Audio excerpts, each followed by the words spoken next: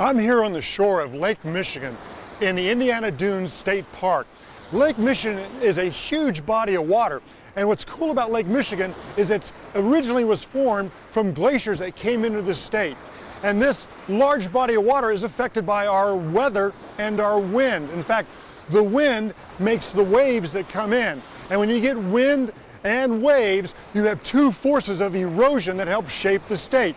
For example, right now this wind is coming in off and pushing this water into these waves and doesn't seem to be doing much harm until it hits the beach. And as you see here at my feet, all this sand and gravel is being washed ashore, washed in, washed out, moved down the beach.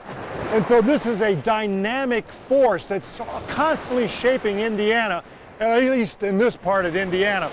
Now imagine over time, over thousands of years, you're going to get a lot of movement of Indiana.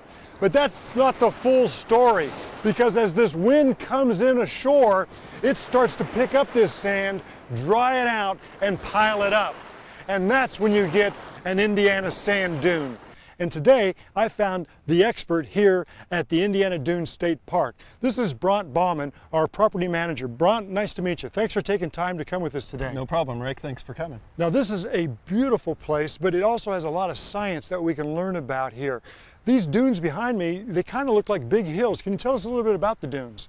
Well, the dunes are actually a very rare ecosystem. This is one of the only places in the world that you're going to find this kind of plant diversity, and most certainly one of the only places in Indiana. Bront, most people when they think of a sand dune, like in Egypt or other parts of Africa, they think of miles of just sand and wind and no vegetation. How come it's different here?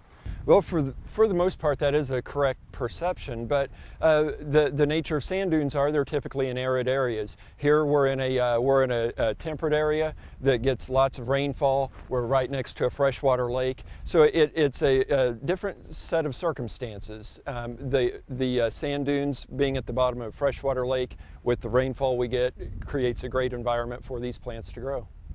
Bront, thanks a lot for taking time and allow us to see this beautiful example of forces in Indiana. Absolutely. Now, I don't know about you, but seeing all this water, it's a little bit easier to understand the power of ice and water as a force that shapes Indiana. I'm here in a real flat part of Indiana. In fact, I'm out in a field that's been plowed. And another name for plowing is till.